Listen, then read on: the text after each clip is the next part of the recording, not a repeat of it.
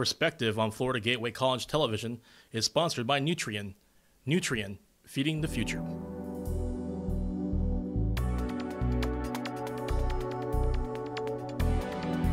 Hello everyone and welcome to Perspective. This is a public affairs presentation of Florida Gateway College.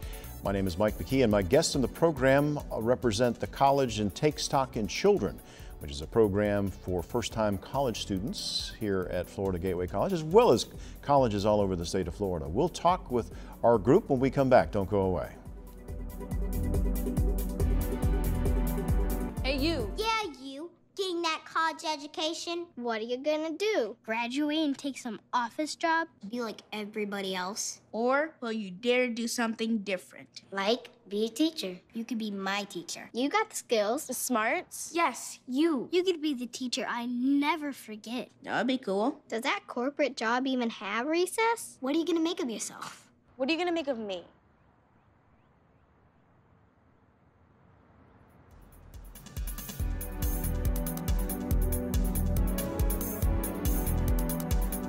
Welcome back to Perspective on Florida Gateway College Television and also on WQHL Radio and WCJX Radio. We appreciate our partnership with those two local radio stations and appreciate the listeners who are tuning in to today's program. My guests in the program are Antonia Robinson. She is the coordinator of Take Stock in Children here at Florida Gateway College. We have two mentors. We have Sandra Buck Camp and Frederick Douglas, who are mentors in the program, which is a big part of Take Stock in Children. Welcome to all of you. Thank you. First of all, Antonia, I like to go into this with people not knowing what Take Stock in Children is, and so I don't assume anybody knows anything about the program. So in a nutshell, describe to someone who may be scratching their head going, well, Take Stock in Children, what's that? All right, well, Take Stock in Children is a statewide nonprofit mentoring program with a scholarship incentive. So we pair deserving, low-income, potentially first-generation in college high school students with a caring volunteer mentor who's a person from within the community or even within their school. And these mentors meet with the students one-on-one once or twice, well, once a week, and they encourage and support and motivate the students. So our office provides college success coaching for the students, so I'm a coach to them, but then the mentors are the cheerleaders who are helping cheerlead the students to success. And once the students successfully complete high school, they receive a 2-year tuition scholarship. And for our particular program, our scholarships are to Florida Gateway College because the Foundation for Florida Gateway College is our lead agency. So let's talk about how many kids are involved in this program. Right now we have 120 students, and we're going to be bringing in like an additional 45 new freshman students as well. And then within the college component, we've got over 100 students who are currently at FGC as well as some other colleges across the state.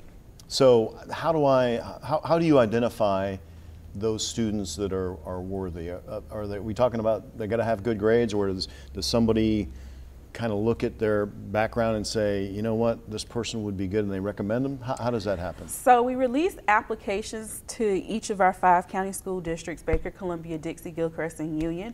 And so the students receive the applications and they complete it with a parent, and part of the application process is like, you know, talking about what are their plans for the future, and the parents will share, well, these are some of the unique family situations going on, like, you know, maybe the parents didn't graduate from high school, or maybe the parents didn't attend college. And then a committee that's made up of faculty and staff at the school, mentors, donors, get together and they kind of look at each of the applications and select the students.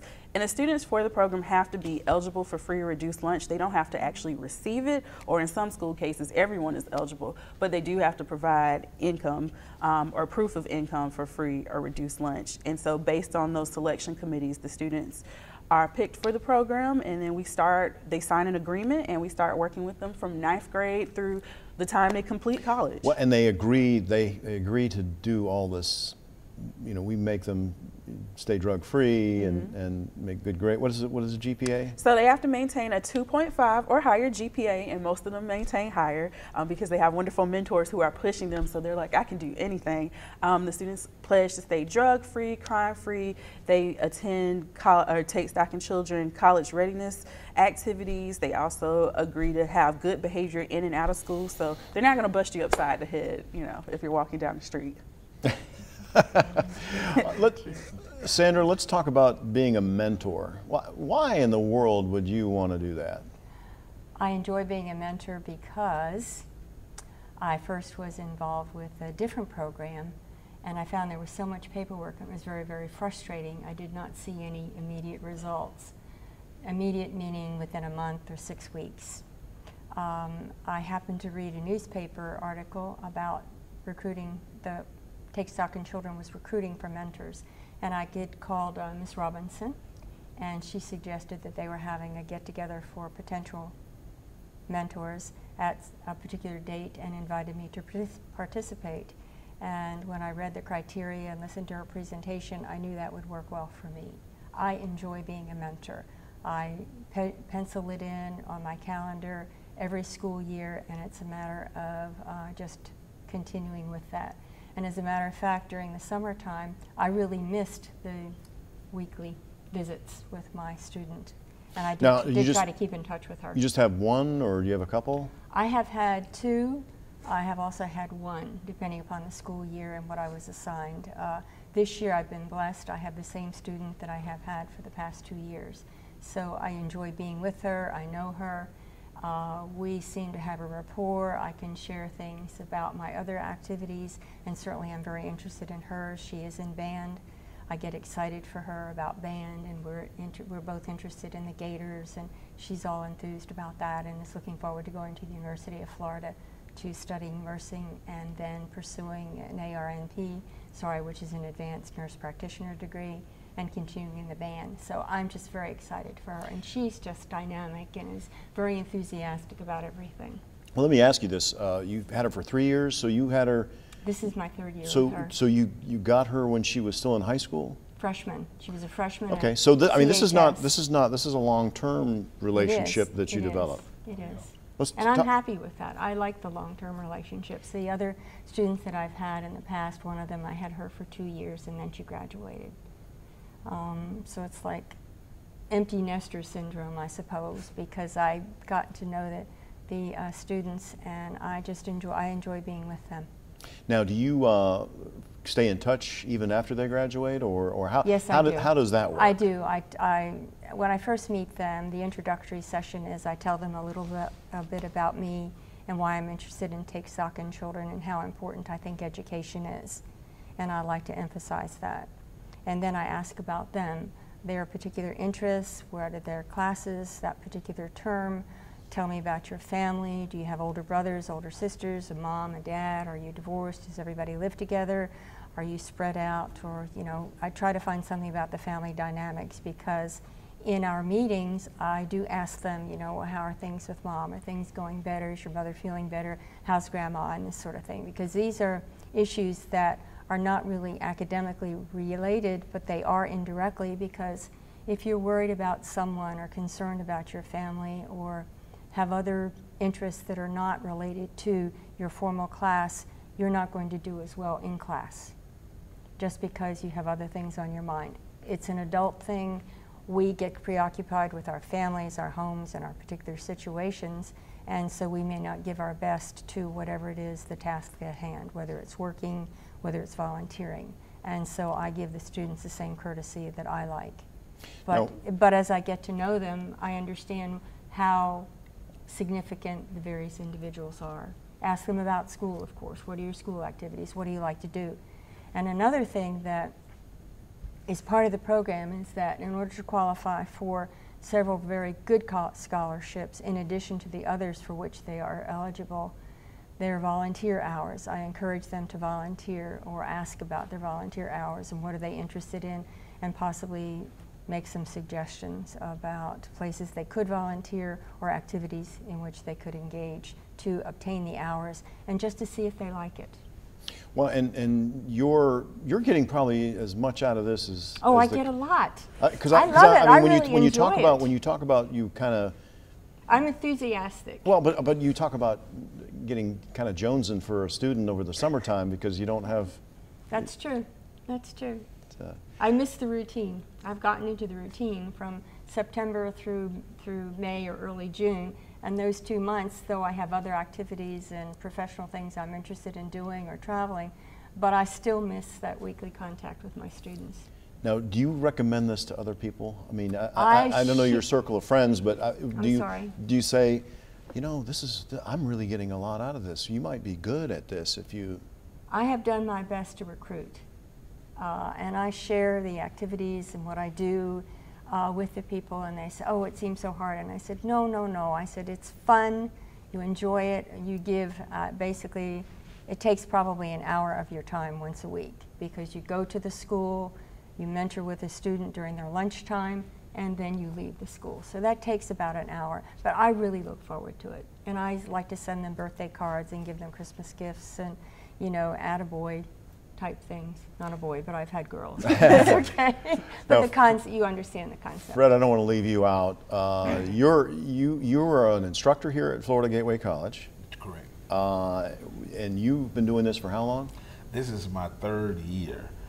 This is my third year working with the Take Stock in Children program here at Florida Gateway. However, I was familiar with the program.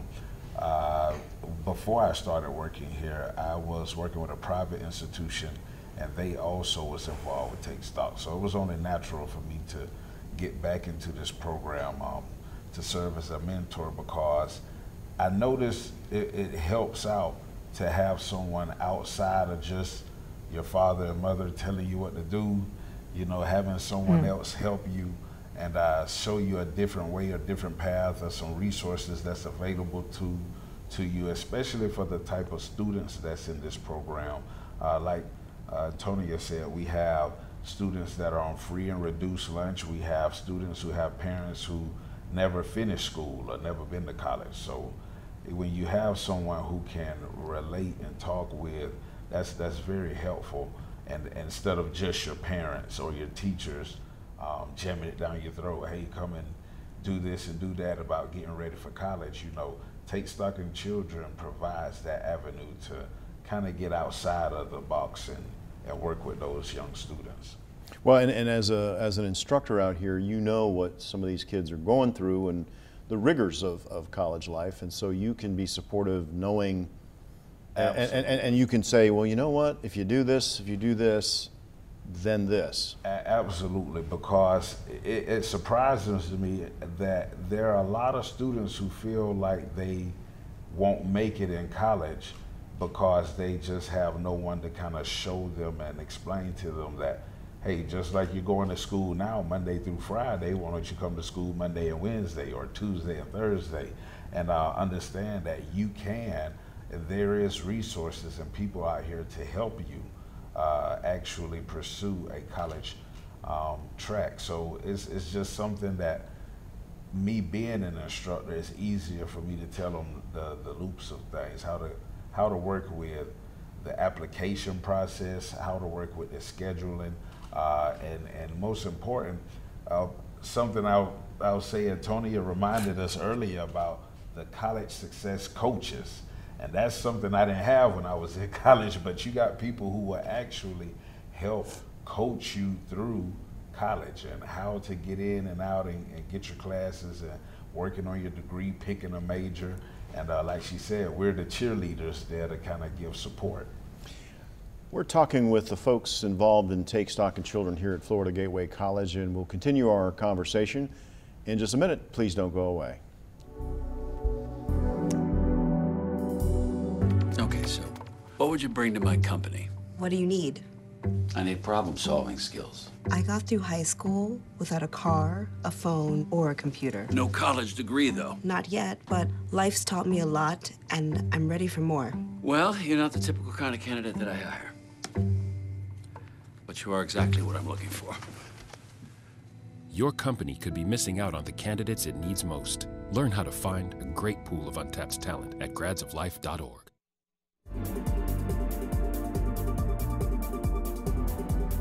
Welcome back to Perspective, and today's program is all about Take Stock in Children. Antonia Robinson is the coordinator of the program here at Florida Gateway College, and got quite a success story. I mean, would you say that this has been quite successful? Yeah, this program has been around since 1995 statewide, and Florida Gateway College was actually the first community college to become a part of the Take Stock in Children program in 1996. So since then, we've awarded scholarships to more than 700 students in our 5-county area. So that's a lot of mentors being matched with a lot of students. And let me ask you that, and I've noticed this, you've got students that have gone through the Take Stock program that now are mentors. Yes. How cool is that to know that they thought enough about the program that they are now volunteering their time? Absolutely. A lot of our students, like, a lot of them, when they're even like getting into college themselves, they're like, can I come ahead and be a mentor? And I'm like,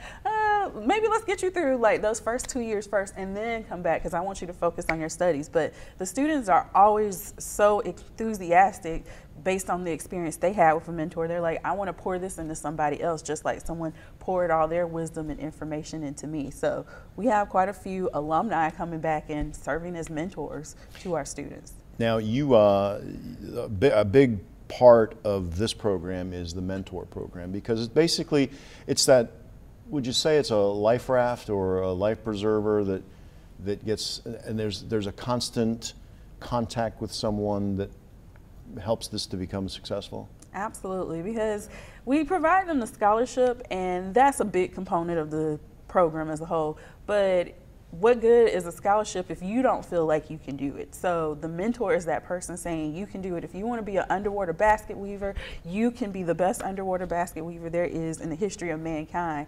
I know personally I have a mentor, Ms. Cheryl Albo at Mayo Clinic. She's amazing, and she, like, when I meet with her, I just feel like I could take over the world, like in a good way, not in a bad way. And that's the same feeling our mentors provide to each of our students. Like, they make them know they can do whatever they want, and without a mentor, having a scholarship, you know, it's great and all, but that mentor is that person pushing you, saying, yes, you have the scholarship, you can get through high school, you can get through college, you can go get a bachelor's degree, a master's, a PhD. One day you could be president of the United States or president of Florida Gateway College. So. Well, and I mentioned the mentors, since we have Sandra Buck-Camp and Frederick Douglass, who are both mentors in the program. Sandra, you brought up a point during the break about sometimes an adult doesn't have to or shouldn't be your parent. You have to have another adult's perspective, because you know what teachers are there to teach in the high school, maybe not really interested in you being successful, you know, maybe not taking an interest in you, but you as a mentor, you get a different perspective, correct? That is unusual? I give a different perspective from the standpoint that we all have good things that we really enjoy doing, and we have things that we have to do that we don't enjoy doing. So it's a matter of how you feel about your tasks. Are they tasks, are they chores, or is it a stepping stone to be able to get to do what you want? And occasionally other people don't understand that. So I try to give the perspective of, okay, well, let's just get through such and such. If you understand why, let me give you some of the reasons why you may need to be doing this, or why your parents or why your teachers may, excuse me, may be asking such and such of you, and you think it's so boring, it's unreasonable, and all these other negative things. But let's look at it from a different perspective, and what can you gain from it? If all else, get through it because you know you can do it. Okay, so I'm not sure I'd be such a good mentor. And I know you hear this quite a bit, Fred. Is there a manual for mentors, a mentor manual that you read and say, oh, well, what happens if page 300 has the solution to that question? I think in the long run, you know, I've heard Coach Bobby Bowden say this before about his players. He, you know, being around a bunch of college boys, it made him stay young. It kind of kept him feeling, you know, young to hang around the young college players. And it's just like with a mentor, if you have any incentives, it's going to be the fact that, you know, the high school and middle school students are going to keep you motivated. They're going to keep you busy. And if you really love working with the youth, then it is, you know, the joy and satisfaction in it is just right there when you see a young person that's doing well or trying to do well and you help them with that. However, as far as the guidelines, it just depends on the mentee and who you are as a person. One thing about the staff at Take Stock in Children, they have different outlets and different resources to help you establish a relationship and to establish a professional but friendly relationship with your mentee, so that you can get them on the right track, because we're serving as recruiters as well to get these kids into college. Now, Sandra, it can be all about life experience, right? I mean, if you've lived life, you've been through a lot, you've seen a lot, you've made decisions you regretted, you made decisions that you thought were really good decisions. Is that what it's all about? Because these kids are going through life not knowing how the world works, and sometimes it can be confusing. Peer pressure, I'm not dressed like the other kids. Talk about that and life experience. I have indicated to them that I have earned my wrinkles, and sometimes I have had experiences that they may or may not have had, and I want to prepare them. But yes, I do share with them things that have happened to me positively and things that are negative, and I try to inquire, is there anything that's really bothering them, or how are things going? Perhaps I could give you some suggestions on a way to approach a particular area, how to perceive what's being done, or at least, if all else, accept it, don't let it get to you. And that's very, very difficult to do. It's difficult as an adult. I've been an adult for a little while, so it's still hard for me at times, and I try to impart that because we're all human, and it's a matter of trying to make life work for them and also having them have a much higher quality life. Well, and it could be just to be a friend, right? I mean, it's as simple as it can be. So I would hate for people that may be considering being a mentor and not doing it because they think they're not going to be good at it. No. It's you share one-on-one, because I'm still learning a lot of things from my student. It's definitely a work in progress. I would say that you learn things as you go, because, and I come from a large family, a very large family, and just, working with other youth outside of my family, it actually helps me when I'm confronted with issues amongst my own family, my own child, and my own nieces and nephews. They, sometimes family members, we share a lot with each other, but some things you kind of keep hidden or you may not be clued into. But for especially educators or parents, if you have kids, it's okay to mentor some other kids. You'll be surprised at what you find out, and it may help you with your own situations. Well, and I think, Antonia, the big deal with mentors outside of parents, no kid thinks their parent knows what they're talking about, right? No. Our students, I know when I was a student, I thought my parents were crazy and they knew nothing. But, let somebody else who wasn't my parent tell me something, and they were a genius. So I know if a lot of our students, their parents might be supporting them on the side saying, hey, do this, do that. The student does not listen to the parent, but they don't even listen to me, the college success coach, but they will listen to a mentor, because they're like, this is a person who's really here just for me. They're meeting me. They're seeing me on a regular basis. We have this relationship. So students don't know who to listen to or who to trust, but they do trust their mentors. Well, and we know that students like to trust their buddies. Yes. Which may not be, because as a buddy, you've got about as much maturity as maybe you do, and so that adult buddy, yes. I guess you could call them, instead of mentors, a little buddy. Yeah, the mentors, they're a friend. One of the key things we stress during our training for mentors is, first and foremost, you are a friend to the student. You're not the parent's friend, you're not the teacher's friend, you're not even my friend. I love all my mentors, they're great, but at the end of the day, they are that friend for the student.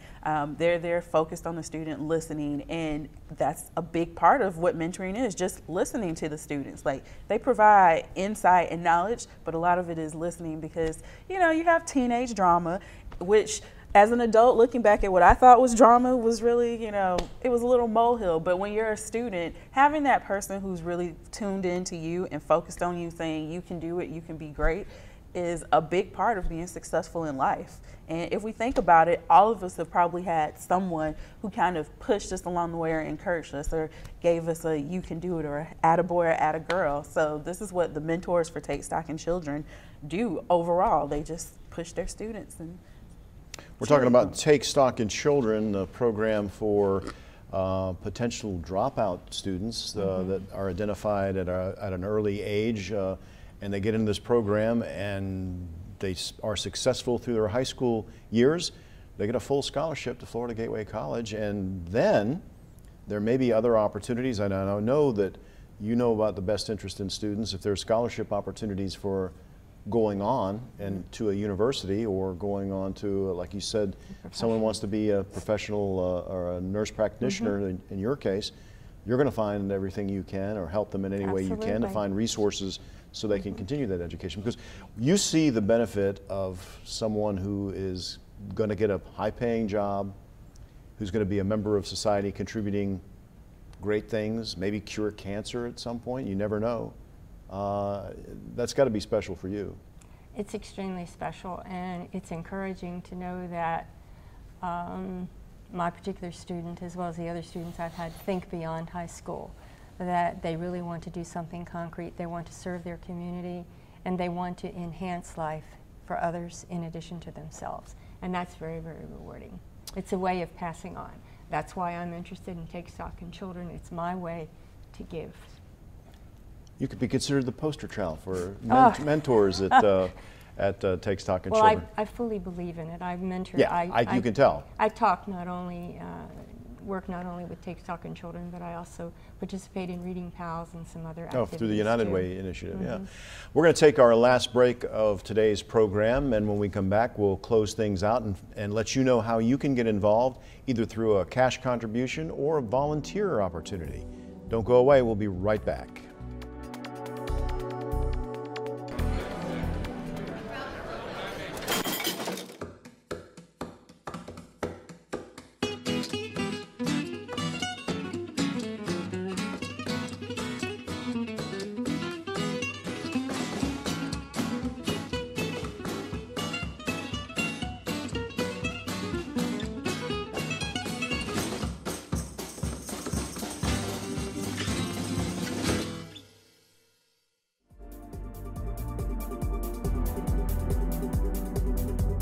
Back. We're closing the sale, right? We're going to sell you a car. No, we want you to contribute to the Take Stock in Children program any way you can. That could either be through a cash contribution for funding a scholarship, or it could be being a mentor and just donating your time.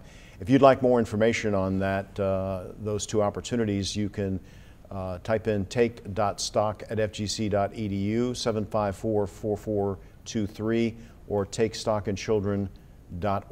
And Antonia, that's your number if somebody wants to call you. That is our main office line. So. And you will get them all the information, and maybe you can even shadow a mentor talking to a student and see how it is. It's not scary at all. Yes. Thank you all for being on the program. Thank you. Good luck, and we'll talk to you folks again. Until next time, I'm Mike McKee. So long.